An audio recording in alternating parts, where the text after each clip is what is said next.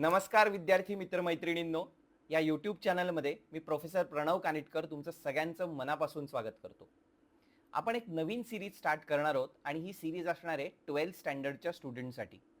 Subject अर्थातच accounts. 12th स्टँडर्डला बोर्डामध्ये total 10 topics आहेत. या 10 टॉपिक्सवर बोर्डाने आत्तापर्यंत जे क्वेश्चन्स विचारलेले आहेत त्यातले मॅक्सिमम क्वेश्चन्स आपण या सिरीजमध्ये सॉल्व्ह करणार आहोत. हे क्वेश्चन सॉल्व्ह करत असताना मी क्वेश्चनचं पूर्ण ॲनालिसिस करणार आहे, त्यातल्या की कॉन्सेप्ट्स एक्सप्लेन करणार आहे आणि तुमच्यासोबत हे क्वेश्चन स्वतः सॉल्व्ह पण करणार आहे. सो येणाऱ्या बोर्डाच्या एक्झामसाठी ही सिरीज तुम्हाला निश्चितच फायद्याची ठरणार आहे. So stay tune and let us start. पहिला टॉपिक पार्टनरशिप फायनल अकाउंट. पहिला टॉपिक आहे पार्टनरशिप फायनल अकाउंट. त्यातला पहिला क्वेश्चन आपण स्टार्ट करूयात. Miss Meena and Miss Reena are in partnership sharing profits and losses in the ratio of 3:2. आता 3:2 जो आहे तो आहे profit sharing ratio. Profit sharing रेशोचा अर्थ असा आहे की जो काही प्रॉफिट होणार आहे तो प्रॉफिट रीना आणि मीना कोणत्या रेशोमध्ये, कोणत्या प्रपोर्शनेटमध्ये वाटून घेतील त्यासाठी हा रेशो दिलेला आहे. आता समजा 3:2 रेशो दिलाय, तर याचा अर्थ जर समजा 5 रुपये प्रॉफिट झाला तर त्या 5 रुपयामधले 3 रुपये जे आहेत ते कोणाला मिळतील? ते 3 रुपये मिळतील मीनाला आणि 2 रुपये कोणाला मिळतील? ते मिळतील रीनाला. सो याच प्रपोर्शनेटमध्ये आपण प्रॉफिट वाटायचं आहे. आता सिंपल, जर समजा 50 रुपये प्रॉफिट झाला तर 30 रुपये मीनाला जातील, 20 रुपये रीनाला जातील. 500 रुपयाचा प्रॉफिट झाला तर 300 रुपीज मीनाला जातील आणि 200 रुपीज रीनाला जातील अँड सो ऑन. सो याचा अर्थ सोप्पा आहे. आपल्याला काय करायचं आहे, जर प्रॉफिट झाला किंवा लॉस झाला तर तो या रेशोमध्ये वाटायचा आहे. जर तुम्हाला रेशोमध्ये हा प्रॉफिट लॉस वाटता येत नसेल, काही घाबरायचं कारण नाही. आपण जेव्हा या प्रॉब्लेममध्ये प्रॉफिट काढणार आहोत तेव्हा मी तुम्हाला परत एकदा शिकवणारच आहे की या रेशोमध्ये प्रॉफिट कसा वाटायचा ते. From the following trial balance and adjustments given below you are required to prepare trading account, profit and loss account and balance sheet as on 31 March 2013. So आपल्याला 2 अकाउंट बनवायचे आहेत, प्रॉफिट अँड लॉस अकाउंट आणि trading account. हे दोन्ही ledger account आहेत आणि त्यांचा type आहे नॉमिनल अकाउंट. आणि बॅलन्स शीट बनवायचं आहे. बॅलन्स शीट हे अकाउंट नाही, बॅलन्स शीट हे एक स्टेटमेंट आहे, ज्या स्टेटमेंटवरती आपण ॲसेट्स आणि लायबिलिटीज रेकॉर्ड करतो. सो हे फायनल अकाउंट्समध्ये आपल्याला काय काय बनवायचं असतं, तर trading account, profit and loss account आणि बॅलन्स शीट. आता ट्रेडिंग अकाउंटवरती काय रेकॉर्ड करायचं, प्रॉफिट अँड लॉस अकाउंटवरती काय रेकॉर्ड करायचं आणि बॅलन्स शीटवरती काय रेकॉर्ड करायचं हे थोडक्यात सांगतो. जे जे एक्सपेन्सेस किंवा जे जे इन्कम हे मॅन्युफॅक्चरिंग ॲक्टिव्हिटी, ट्रेडिंग ॲक्टिव्हिटी किंवा फॅक्टरीशी संबंधित आहेत, मॅन्युफॅक्चरिंगशी संबंधित आहेत, ते सगळं आपण ट्रेडिंग अकाउंटवरती रेकॉर्ड करतो. आणि याशिवाय जी गुड्सशी रिलेटेड ॲक्टिव्हिटी आहे ती सुद्धा आपण ट्रेडिंग अकाउंटवरती रेकॉर्ड करतो.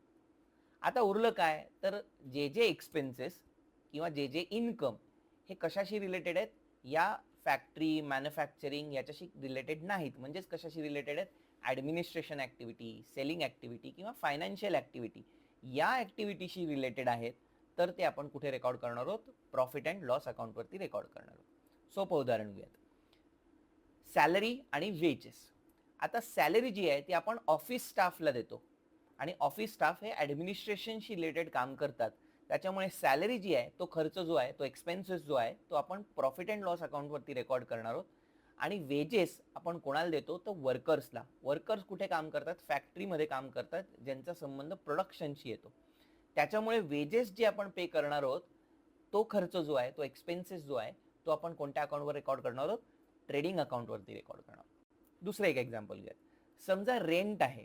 हा जर रेंट आपण फॅक्टरीचा रेंट दिलेला असेल, म्हणजे फॅक्टरी आपण रेंटवरती घेतली आणि त्याचा रेंट आपण पे केला असेल, फॅक्टरी रेंट असेल, तर तो आपण कुठे रेकॉर्ड करणार आहोत, ट्रेडिंग अकाउंटवर रेकॉर्ड करणार आहोत.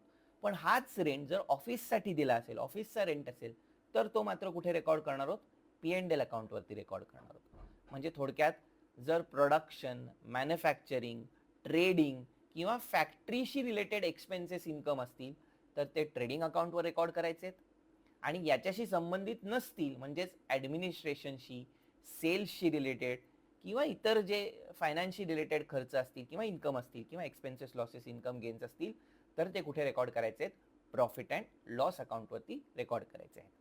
आता बॅलन्स शीटवर काय रेकॉर्ड करणार आहोत तर सोपं, बॅलन्स शीटमध्ये सगळे रिअल अकाउंट येणार आहेत. म्हणजे काय, ॲसेट्स आणि लायबिलिटीज. आता पर्सनल अकाउंट पण बॅलन्स शीटवरती येऊ शकणार आहेत. म्हणजे काय, डेटर्स आणि क्रेडिटर्स. ज्यांच्याकडून आपल्याला पैसे मिळायचे त्यांना आपण म्हणतो डेटर्स, आणि ज्यांना आपण पैसे द्यायचे त्यांना आपण म्हणतो क्रेडिटर्स. सो सगळे पर्सनल आणि रिअल अकाउंट जे आहेत ते कुठे येणार आहेत, बॅलन्स शीटला येणार आहेत. चला आता डिस्कस करूयात. ट्रायल बॅलन्स जो दिलेला आहे त्यातले जे काही आयटम्स आहेत ते कुठे जातील, ट्रेडिंग अकाउंटवर, प्रॉफिट अँड लॉस अकाउंटवर किंवा बॅलन्स शीटवर. चला स्टार्ट करूयात.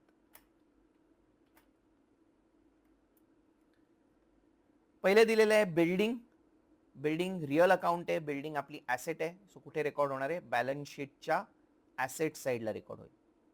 प्लांट अँड मशिनरी पण आपली ॲसेट आहे, सो बॅलन्स शीटच्या ॲसेट साईडला रेकॉर्ड होईल. परचेसेस, आता गुड्स परचेस केलेत आपण, म्हणजे हे रेकॉर्ड होणार आहे ट्रेडिंग अकाउंटच्या डेबिट साईडला. गुड्सशी रिलेटेड ज्या ऍक्टिव्हिटीज आहेत त्यांना तुम्ही सोपा रूल लावू शकता. गुड्स रिअल अकाउंट आहे, debit what comes in, credit what goes out.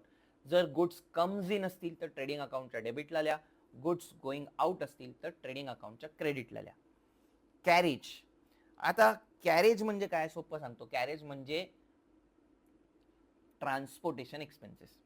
आता कॅरेजमध्ये दोन ट्रान्सपोर्टेशन एक्सपेन्सेस होऊ शकतात. एक आहे कॅरेज इनवर्ड आणि एक आहे कॅरेज आउटवर्ड. कॅरेज इनवर्ड म्हणजे काय, तर रॉ मटेरियल फॅक्टरीमध्ये आणण्याचा जो काही खर्च आहे. लेट्स अजून आपला सप्लायर मुंबईमध्ये आहे, आपली फॅक्टरी पुण्यामध्ये आहे. सो रॉ मटेरियल मुंबईवरून पुण्याला आणण्यासाठीचा जो काही खर्च आहे, त्याचा जो काही ट्रान्सपोर्टेशन एक्सपेन्सेस आहे त्याला म्हणतो आपण कॅरेज इनवर्ड.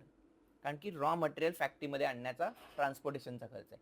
पण तयार झालेले जे फिनिश गुड्स आहेत ते कस्टमरला त्याच्या डोरस्टेप पर्यंत देण्याचा जो खर्च आहे त्याला आपण म्हणतो कॅरेज आउटवर्ड. म्हणजे लेट्स से आपला कस्टमर गुजरातमध्ये आहे आणि त्यांनी आपल्याला ऑर्डर दिली आणि आपण हे गुड्स गुजरातला डिलिव्हर केले, फिनिश झालेले गुड्स, तर त्याला म्हणतो आपण कॅरेज आउटवर्ड. कॅरेज आउटवर्ड लिहिणार होतं आपण P&L अकाउंटच्या डेबिट साईडला, कारण त्याचा प्रोडक्शनशी काही संबंध नाही, तयार झालेले गुड्स आहेत. पण कॅरेज इनवर्ड जे आहे त्याच्यामध्ये आपण रॉ मटेरियल मागवतोय, म्हणजे याचा खर्च प्रोडक्शनशी रिलेटेड आहे. त्याच्यामुळे कॅरेज इनवर्ड आपण कुठे लिहिणार आहोत, ट्रेडिंग अकाउंटच्या डेबिट साईडला. आता इथे तुम्ही बघितलं तर त्यांनी मेन्शनच केलं नाही आहे कॅरेज इनवर्ड आहे का कॅरेज आउटवर्ड आहे. So if nothing is mention it is to be assume that हे कॅरेज इनवर्ड आहे. आणि मग इनवर्ड असेल तर आपण कुठे लिहिणार आहोत, ट्रेडिंग अकाउंटच्या डेबिट साईड. त्यानंतर पुढे आलंय ओपनिंग स्टॉक. पुन्हा गुड्सशी रिलेटेड आयटम आहे. पुन्हा गुड्सशी रिलेटेड आयटम आहे, तो लिहिणार आहोत आपण ट्रेडिंग अकाउंटच्या डेबिट साईडला. ओपनिंग स्टॉक मध्ये काय आहे, गुड्स आर कमिंग इन. का कमिंग इन, साधा विचार करा. या वर्षीचा ओपनिंग स्टॉक म्हणजे लास्ट इयरचा असणारे क्लोजिंग स्टॉक. म्हणजे लास्ट इयरचा जो काही क्लोजिंग स्टॉक आहे तो आपण या वर्षामध्ये काय केला, ट्रान्सफर केला. म्हणजे लास्ट इयरला आपण शेवटच्या दिवसापर्यंत सेल केला आणि तरी सुद्धा काही स्टॉक उरला. आता हा स्टॉक आपण फेकून देणार आहोत का, ऑब्व्हियसली नाही, तो पुढच्या वर्षी वापरणार आहोत. मग सेम मागच्या वर्षी जो स्टॉक राहिला, शिल्लक राहिला, तो या वर्षी आपण या बुक्समध्ये ट्रान्सफर केला. आता फिजिकल मुवमेंट झाली का कुठे गुड्सची, तर आन्सर इज नो. स्टॉक जिथल्या तिथेच आहे, फिजिकल मुवमेंट झालेली नाही, पण आपले बुक्स चेंज झाले. लास्ट इयरला आपण ज्या नोटबुक्स वापरत होतो, लास्ट इयरच्या नोटबुक्स संपल्या. आता या वर्षीच्या नवीन बुक्स आहेत, नवीन नोटबुक्स आहेत.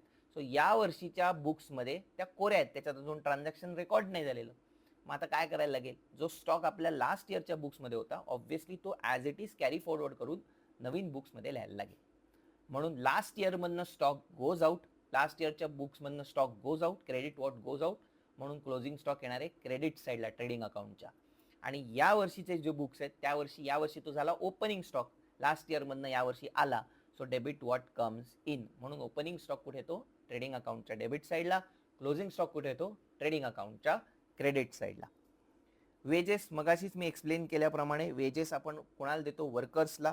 वर्कर्स फॅक्टरीमध्ये काम करतात, प्रोडक्शनशी रिलेटेड आहे हा खर्च, त्याच्यामुळे कुठे रेकॉर्ड होईल, ट्रेडिंग अकाउंटच्या डेबिट साईडला. सन्ड्री डेटर्स आपली ॲसेट आहे. सन्ड्री डेटर्सचा अर्थ ज्यांच्याकडून आपल्याला पैसे यायचे त्याला आपण म्हणतो डेटर्स, आपली ॲसेट आहे. सॅलरी मगाशीच एक्झाम्पलमध्ये मी एक्सप्लेन केलेलं आहे. सॅलरी कुठे रेकॉर्ड होते, P&L अकाउंटच्या डेबिट साईडला, because it is paid to office staff. Postage and telegram, insurance, bad debts, rent, discount, हे जे सगळे एक्सपेन्सेस आहेत बघा, ह्याचा कशाचाही प्रोडक्शन, मॅन्युफॅक्चर, फॅक्टरी कशाशीही संबंध नाही. हे सगळे खर्च ॲडमिनिस्ट्रेशन किंवा सेलिंग किंवा फायनान्शियल रिलेटेड आहेत. त्यामुळे हे सगळे कुठे रेकॉर्ड होणार आहेत? प्रॉफिट अँड लॉस अकाउंटच्या डेबिट साईडला. आता मला कसं कळतंय की एक्सपेन्सेस आहेत का इन्कम आहे? सोपं. Debit all expenses and losses, credit all gains and income. बघा बरं, या सगळ्याला कुठला बॅलन्स आहे? डेबिट बॅलन्स आहे. सॉरी, या सगळ्याला कुठला बॅलन्स आहे? डेबिट बॅलन्स आहे. डेबिट बॅलन्स आहे याचा अर्थ ते काय आहेत? एक्सपेन्सेस किंवा लॉसेस आहेत. पुढे आले ड्रॉइंग्स. मीना आणि रीनाचे ड्रॉइंग्स दिलेले आहेत. ड्रॉइंग्स काय करणार आहोत आपण? कॅपिटल मधनं मायनस करणार आहोत. ड्रॉइंगचा अर्थ काय आहे? Amount withdrawn from the business for his personal use. त्या दोघींनी त्यांच्या पर्सनल पर्पजसाठी बिझनेसमधनं अमाऊंट विथड्रॉ केलेली आहे. म्हणजेच थोडक्यात त्यांचं कॅपिटल काय झालेलं आहे? कमी झालेलं आहे. त्यामुळे ड्रॉइंग्स काय करणार आहोत आपण? Minus from capital. आणि मग कॅपिटल अकाउंट दिलेत. Capital account from the angle of business it is liability. का लायबिलिटी? आपण अकाउंट्समध्ये कोणाच्या अँगलने विचार करतो? बिझनेसच्या अँगलने विचार करतो. So think from the angle of business. हे जे पार्टनर्स आहेत त्यांनी आपल्याला कॅपिटल दिलेलं आहे. At the end of the business, हा बिझनेस जेव्हा केव्हा बंद पडेल तेव्हा आपल्याला हे कॅपिटल त्या पार्टनर्सना परत करायचं आहे. म्हणजे आपली ती लायबिलिटी आहे. It is our responsibility. Liability म्हणजे काय? रिस्पॉन्सिबिलिटी. आपली रिस्पॉन्सिबिलिटी आहे की हे कॅपिटल त्यांना परत करायचं आहे. त्याच्यामुळे कॅपिटल अकाउंट झाली लायबिलिटी. सेल्स, मगाशी एक्झाम्पल देताना मी म्हणलंच गुड्सशी रिलेटेड आहे. आपण सेल केलाय म्हणजे गुड्स गोज आउट, त्याच्यामुळे ट्रेडिंग अकाउंटच्या क्रेडिट साईडला लिहिणार आहोत. सन्ड्री क्रेडिटर्स आपली लायबिलिटी आहे. क्रेडिटर्सचा अर्थ आपण लोकांना पैसे द्यायचेत. आपण गुड्स उधारवरती घेतलेत म्हणजे क्रेडिट बेसिसवरती घेतलेत, त्याचे पैसे आपल्याला त्यांना पे करायचे आहेत. Again it is our responsibility.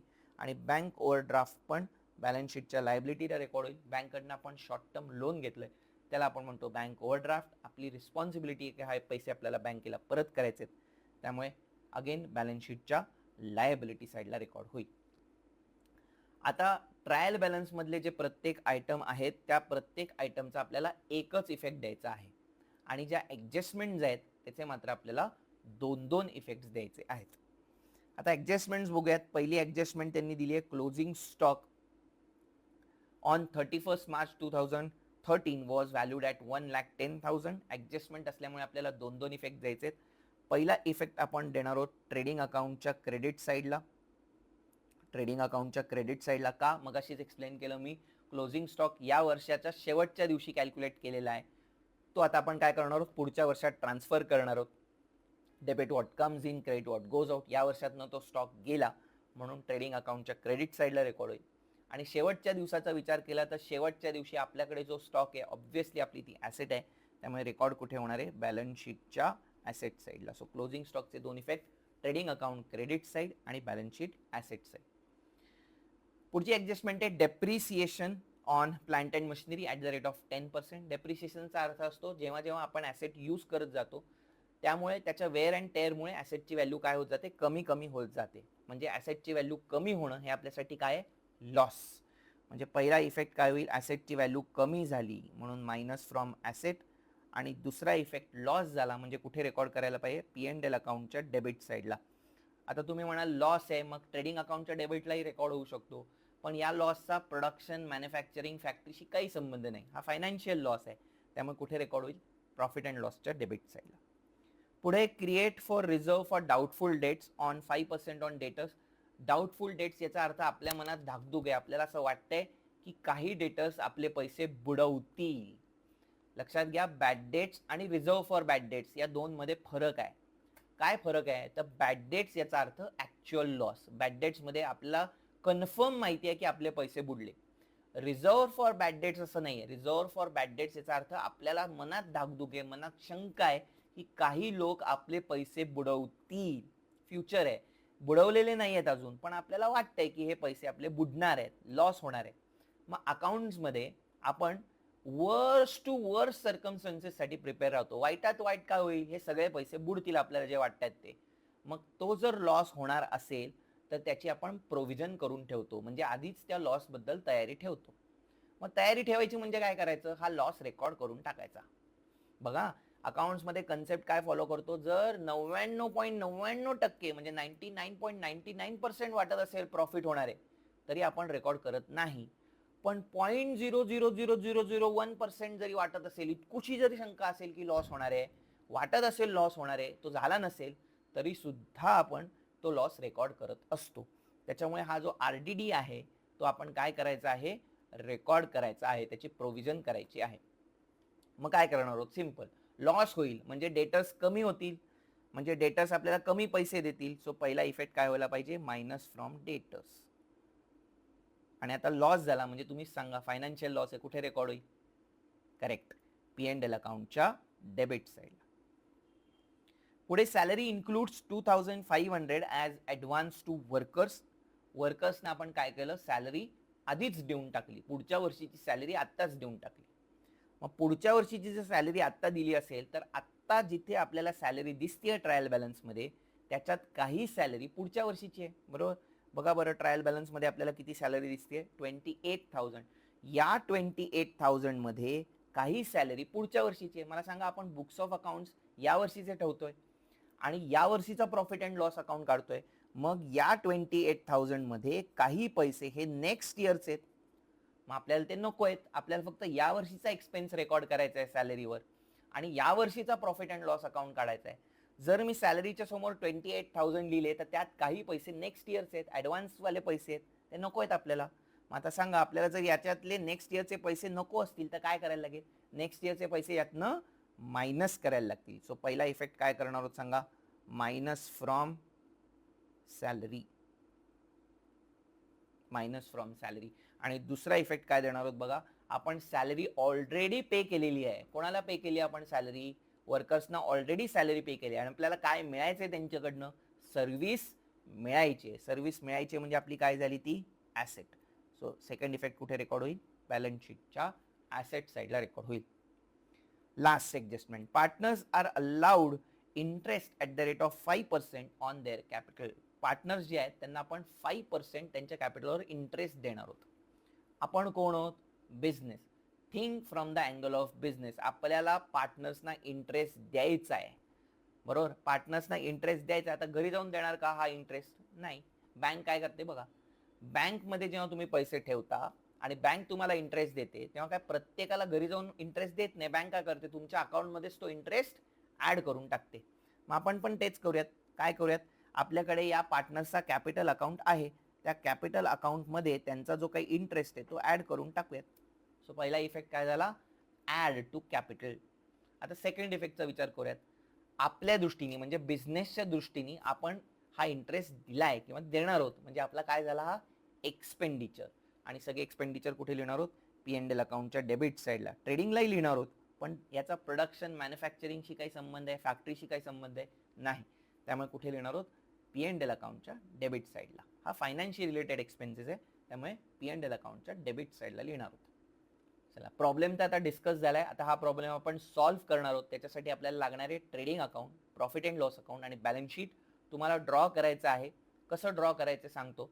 Left पेजला trading account आणि profit and loss account draw करायचं आहे. राईट पेजला पूर्णपणे बॅलन्स शीट ड्रॉ करायची आहे. ट्रेडिंग अकाउंटचा फॉर्मॅट मी तुम्हाला स्क्रीनवरती शो करतो आहे. वरती लिहिणार आहोत आपण, in the books of partnership firm of miss Meena and Miss Reena. Trading account for the year ended 31 March 2013. Left साईडला आपण डेबिट लिहिणार आहोत, राईट साईडला आपण क्रेडिट लिहिणार आहोत.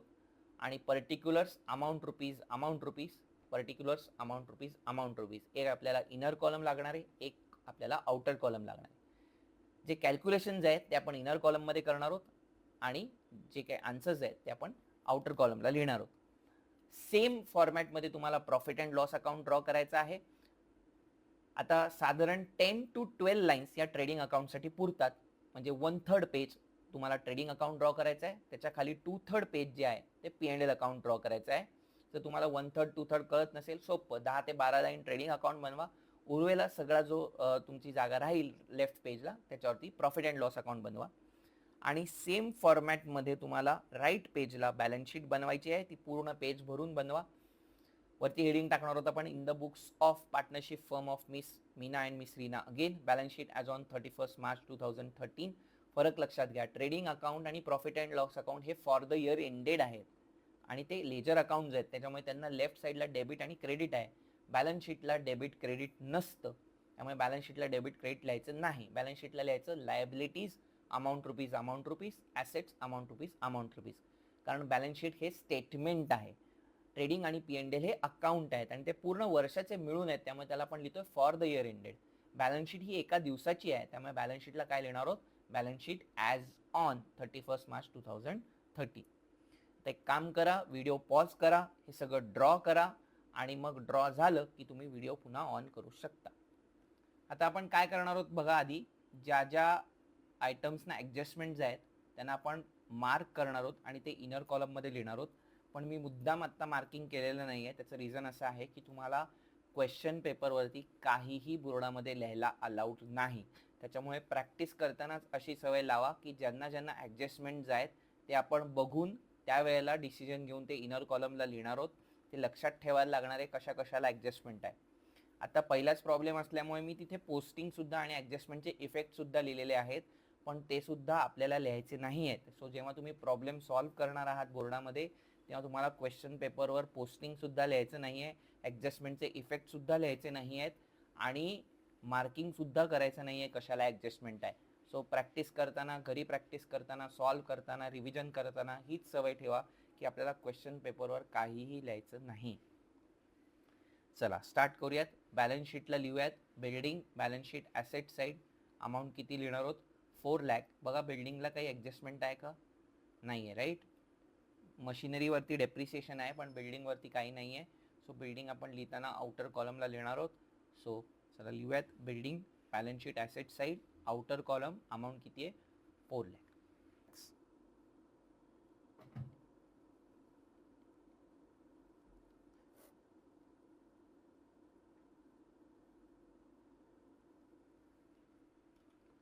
नेक्स्ट पोस्टिंग आहे plant and machinery, balance sheet asset side 1,20,000. Plant and मशिनरीला मात्र ॲडजस्टमेंट आहे. सो प्लांट अँड मशिनरी आपल्याला इनर कॉलमला लिहायला लागेल आणि त्याच्यासाठी एक लाईन सोडायला लागेल डेप्रिसिएशनची ॲडजस्टमेंट करण्यासाठी. So plant and machinery, balance sheet asset side, inner column 1,20,000.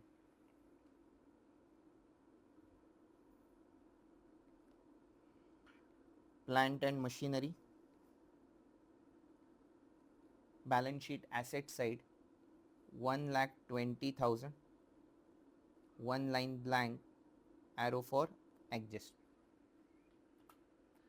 पुढे आहे परचेसेस. आपण लिहिणार आहोत ट्रेडिंग अकाउंटच्या डेबिट साईडला. परचेसेसला काहीही ॲडजस्टमेंट नाही आहे, त्यामुळे परचेसेस आपण डायरेक्टली आउटर कॉलमला लिहू शकणार आहोत. फक्त लिहिताना ओपनिंग स्टॉकला आपल्याला एक लाईन सोडायला लागेल, कारण की ट्रेडिंग अकाउंटला सगळ्यात पहिले आपण लिहितो ओपनिंग स्टॉक. त्याच्यामुळे ओपनिंग स्टॉकला आपण एक लाईन सोडणार आहोत आणि मग परचेसेस लिहिणार आहोत. तुम्ही ओपनिंग स्टॉक लिहिलं तरी चालेल, जेव्हा केव्हा येईल तेव्हा आपण त्याची अमाऊंट लिहू शकतो. सो लिहूयात टू ओपनिंग स्टॉक. आत्ता काही आपल्याला त्याची अमाऊंट माहीत नाही, जेव्हा येईल तेव्हा लिहूयात. त्यानंतर आहे टू परचेसेस. परचेसेसला काही ॲडजस्टमेंट नाही आहे, सो परचेसेस डायरेक्टली आउटर कॉलममध्ये लिहिणार आहोत. अमाऊंट आहे 6,50,000. अमाऊंट आहे 6,50,000. त्यानंतर पुढे आहे कॅरेज. कॅरेजलाही ॲडजस्टमेंट नाही आहे. So 7,000 trading account debit side. So go to trading account debit side to carriage.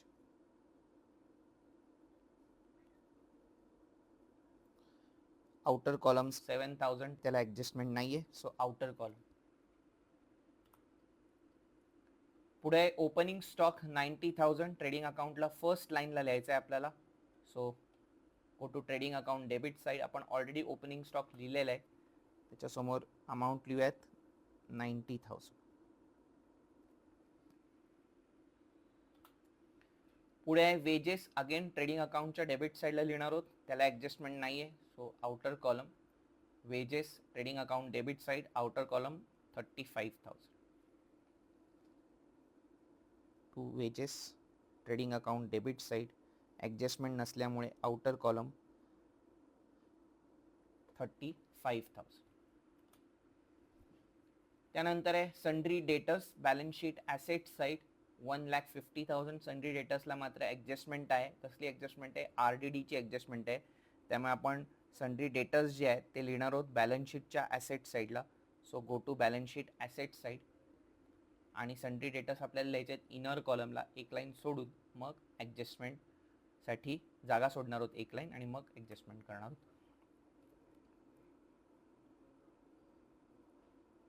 Sundry debtors, balance sheet asset side,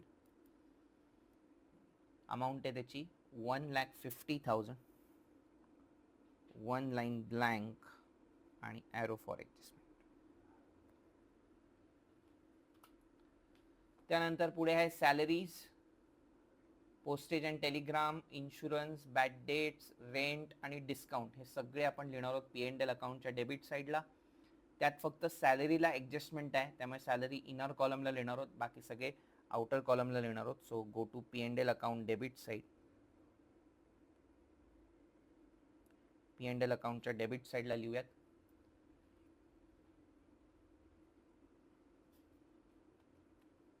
to salary. सॅलरीला ॲडजस्टमेंट आहे, सो सॅलरी लिहिणार आहोत इनर कॉलमला. सॅलरीची अमाऊंट आहे 28,000, inner column, 1 line blank, arrow for adjustment. त्याच्यानंतर पुढचा item आहे postage and telegram, P&L account debit side, outer column 4,000.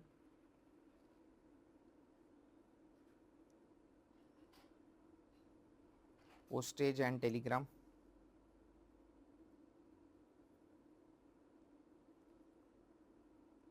Outer column 4,000. त्याच्यानंतर insurance, P&L account debit side 5,000.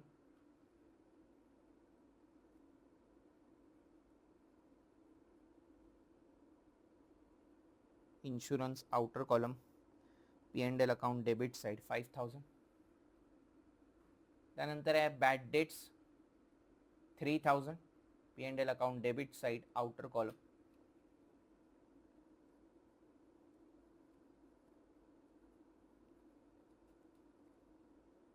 Bad debts P&L account debit side, outer column 3,000. त्यानंतर आहे rent, P&L account debit side 4,000, outer column. So to rent, P&L account debit side, outer column 4,000.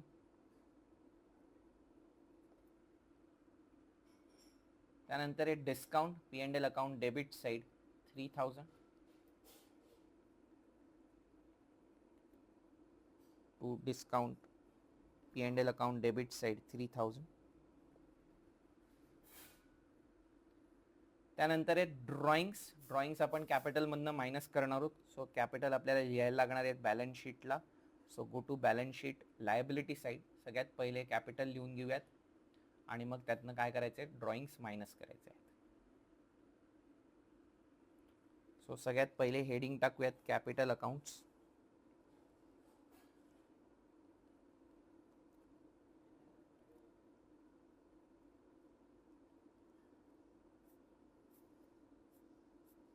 Capital अकाउंट्समध्ये सगळ्यात पहिला point आहे, म्हणजे पहिलं capital असणार आहे मीराचं. त्याला 4-5 लाईन सोडून द्यायच्या आणि मग दुसऱ्या पार्टनरचं नाव लिहायचं रीना, त्यालाही 4-5 लाईन सोडून द्यायच्या आणि मग ॲरो करून ठेवायचा.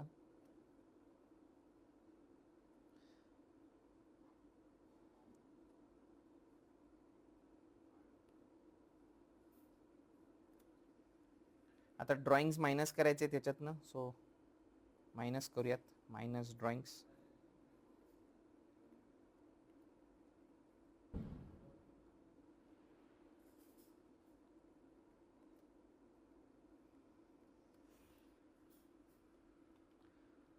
बघा ड्रॉइंग्स किती दिले आहेत, 10,000 आहेत मीनाचे आणि 5,000 आहेत रीनाचे. सो 10,000 मायनस करूयात मीरामधनं आणि 5,000 रीनाच्या कॅपिटल अकाउंटमधून. पुढे कॅपिटल अकाउंट्सच दिलेत. 3 lakhs मीनाचं कॅपिटल आहे आणि 2 lakhs रीनाचं कॅपिटल आहे. लिहून टाकूयात. मीनाचं कॅपिटल आहे 3 lakhs आणि रीनाचं कॅपिटल आहे 2 lakhs.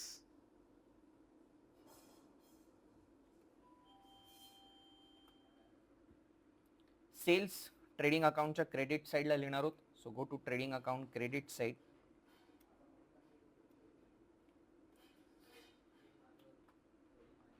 बाय सेल्सची अमाऊंट आहे 8,14,000 ट्रेडिंग अकाउंटच्या क्रेडिट साईडला.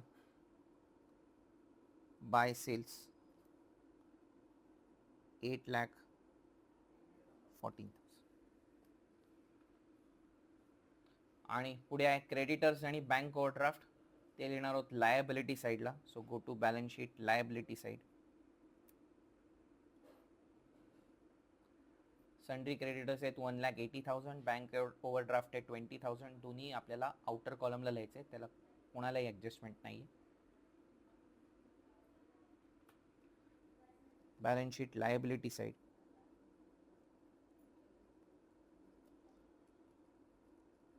Sundry creditors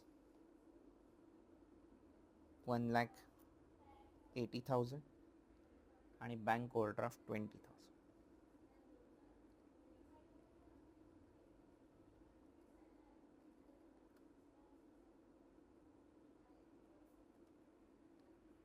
done.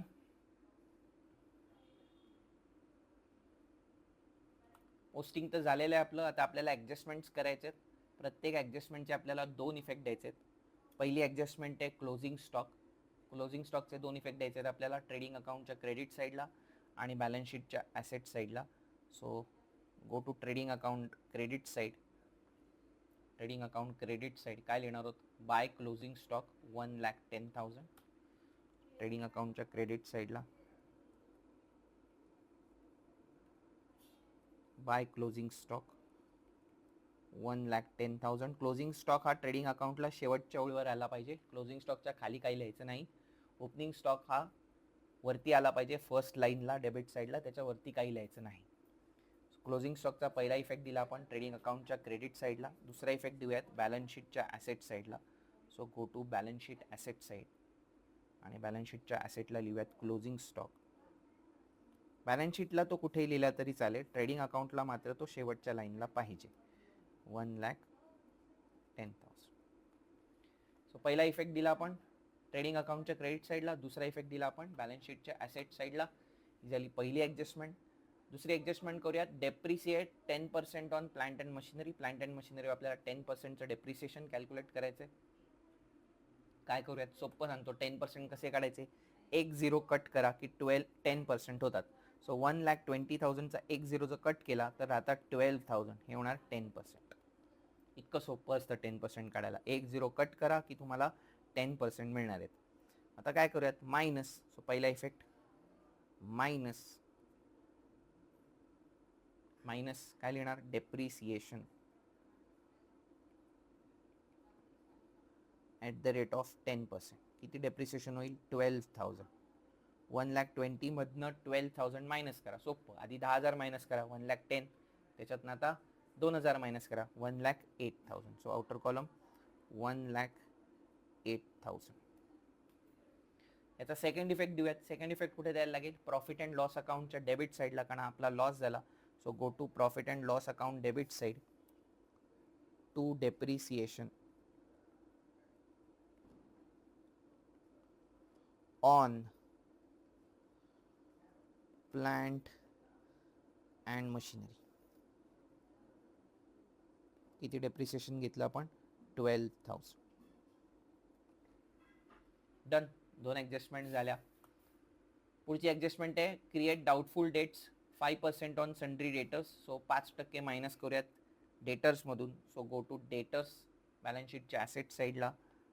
मायनस करूयात -RDD. ब्रॅकेटमध्ये त्याला लिहायचं न्यू, कारण ॲडजस्टमेंटमध्ये जो RDD आला असतो तो न्यू RDD असतो आणि जो ट्रायल बॅलन्समध्ये RDD येतो त्याला म्हणायचं ओल्ड RDD.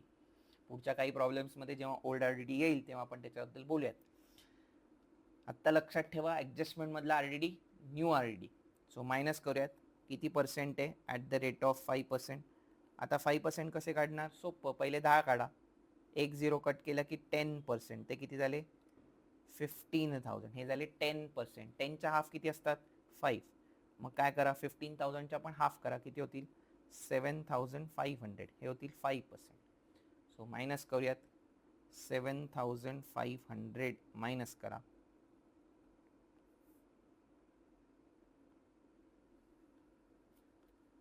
1,50,000 मधनं 7,500 मायनस करा.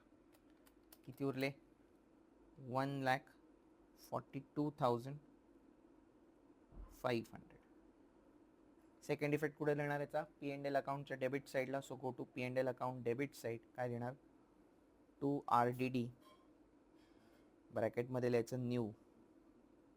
किती आहे? 7,500. शेवटच्या दोन ॲडजस्टमेंट राहिल्या आहेत. Salary includes 2,500 as advance to workers. काय करणार आहोत? Minus from salary. So go to P&L account debit side.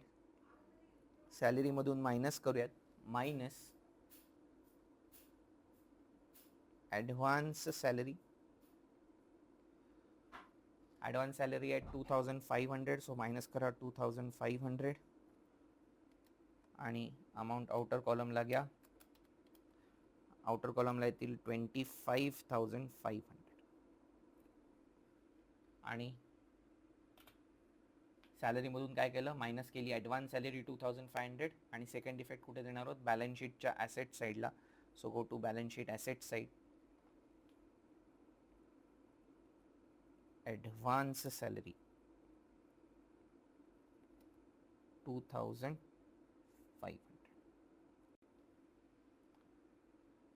आणि आता लास्ट ॲडजस्टमेंट करूयात. Partners are allowed to interest at 5% per annum. 5% पार्टनर्सना इंटरेस्ट द्यायचा आहे. हा काढायचा कशावर? ओपनिंग कॅपिटलवर. तर पार्टनर्सना इंटरेस्ट द्यायचा आहे. सो ॲड करायला लागेल. सो बॅलन्स शीटला आपण ॲड करूयात. Add interest on capital. कशाच्या 5% काढणार? 3 lakhsच्या. सो 1 कट केला तर किती होतील? 30,000. ते किती होतील? 10%. त्याच्या हाफ करा. 5% किती होतील? 15,000. सो मीराला इंटरेस्ट किती द्यायचा आहे? 15,000.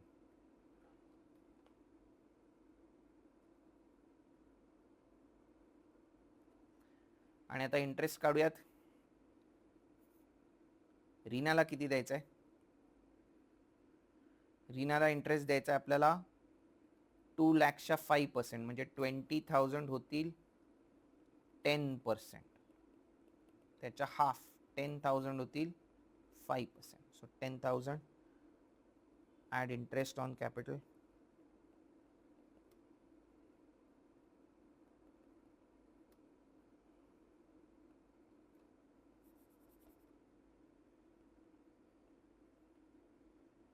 याचा सेकंड इफेक्ट कुठे द्यायचा आहे? प्रॉफिट अँड लॉस अकाउंटच्या डेबिट साईडला. So go to P&L account debit side. To interest on capital.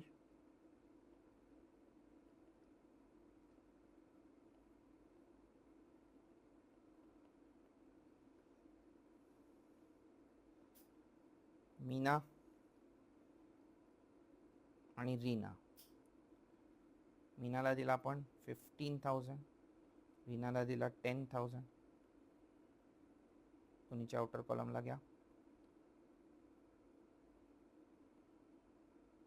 25,000. Done. चला आता क्लोजिंग करणार आहोत. पहिले ट्रेडिंग अकाउंटच्या क्रेडिट साईडची आपल्याला टोटल घ्यायची आहे. So take the total of trading account credit side. जी साईड मोठी आहे त्या साईडची टोटल घ्यायची. आता चला आता आपण क्लोजिंग करणार आहोत. सगळ्यात पहिले क्लोज करणार आहोत ट्रेडिंग अकाउंट. ज्या साईडची टोटल मोठी आहे त्या साईडची टोटल आपल्याला घ्यायची आहे. सो आता मी बघितलं तर मला क्रेडिट साईडची टोटल जास्त दिसते. क्रेडिट साईडची टोटल किती आहे? 8,14,000 प्लस 1,10,000, म्हणजे टोटल येणार आहे 9,24,000. हीच टोटल आपण काय करणार आहोत तर डेबिट साईडला लिहिणार आहोत. सो डेबिट साईडला लिहूयात 9,24,000. आता या टोटलमधून आपल्याला डेबिट साईडची टोटल मायनस करायची आहे. So take the total of debit side आणि त्यातनं take the total of debit side आणि त्या take the total of debit side आणि 9,24,000 मधनं जी डेबिट साईडची टोटल आली ती मायनस करा. येईल त्याला म्हणणार आहोत आपण to gross profit.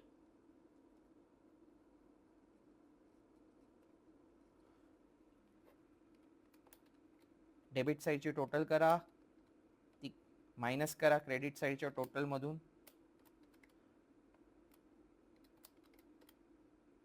So profit येतोय 1,42,000.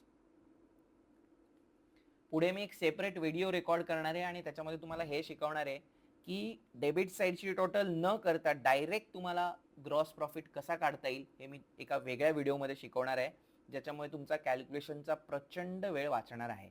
आता तुम्ही काय करताय, ऑब्व्हियसली क्रेडिट साईडची टोटल घेता, प्लस ती मागच्या पेजवर लिहून ठेवता, मग डेबिट साईडची टोटल मागच्या पेजवर लिहून ठेवता आणि मग त्याची टोटल करून क्रेडिटमधनं डेबिट मायनस करता. यात प्रचंड वेळ जातो, खूप वेळ जातो. हा वेळ जाऊ नये याच्यासाठी मी एक वेगळा रेकॉर्ड करणारे व्हिडिओ, प्लीज तो व्हिडिओ बघा, त्याच्यामध्ये तुमचा कॅल्क्युलेशनचा खूप वेळ वाचणार आहे. ओके, पुढे जाऊयात. ग्रॉस प्रॉफिट 1,42,000 आलाय. हा ग्रॉस प्रॉफिट आपण लिहिणार होता P&L अकाउंटच्या क्रेडिट साईडला. So go to P&L account credit side. काय लिहिणार आहोत, by gross profit.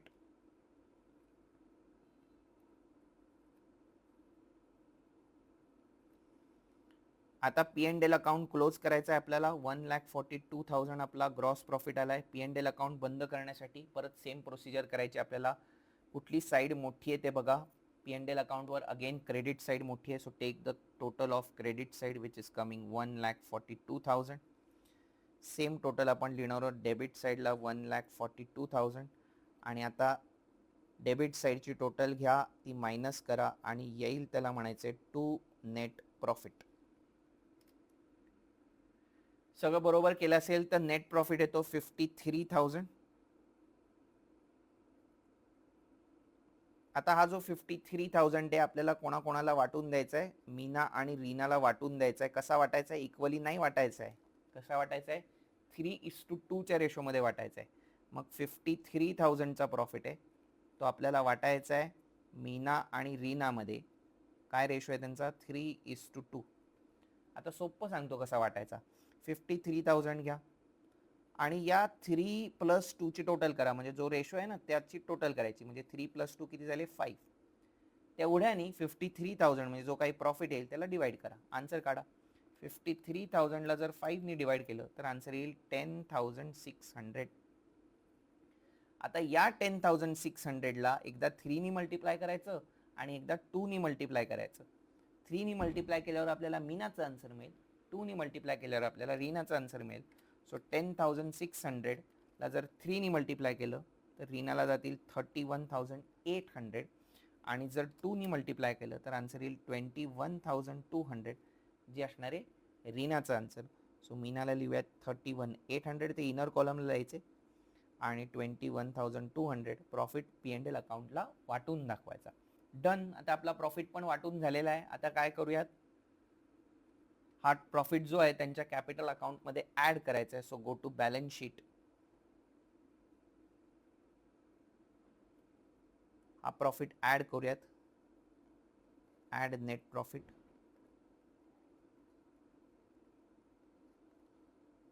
$31,800. Add net profit 21,200. आता दोन्हीची टोटल करा, आउटर कॉलम या. टोटल करत असताना लक्ष द्या ड्रॉइंग्स मायनस करायचे आहेत आणि बाकीच्या गोष्टी प्लस करायच्या आहेत. चला क्लोजिंग करूयात. 3 lakhs मधनं 10,000 गेले तर 2,90,000 उरतात. प्लस 15,000 केले तर होतील 3,05,000 आणि त्याच्यामध्ये 31,800 ऍड केले तर होतील 3,36,800. 2 lakhs मधनं 5,000 मायनस करायचे आणि 10,000 ऍड करायचे, म्हणजे 5,000 मायनस केल्यावर होतील 1,95,000 आणि 10,000 ऍड केल्यावर होतील 2,05,000 प्लस 21,200, सो होतील 2,26,200.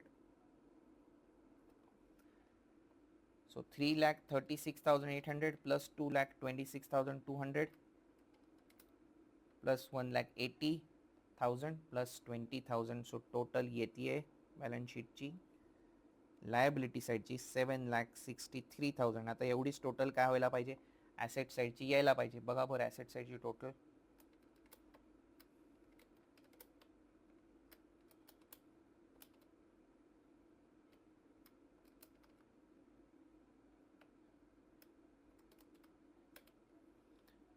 ॲसेट साईडची सुद्धा टोटल येते 7,63,000. That's it. आणि आपला प्रॉब्लेम सॉल्व्ह झालेला आहे. पुढचे प्रॉब्लेम आपण पुढच्या व्हिडिओजमध्ये सॉल्व्ह करणार आहोत.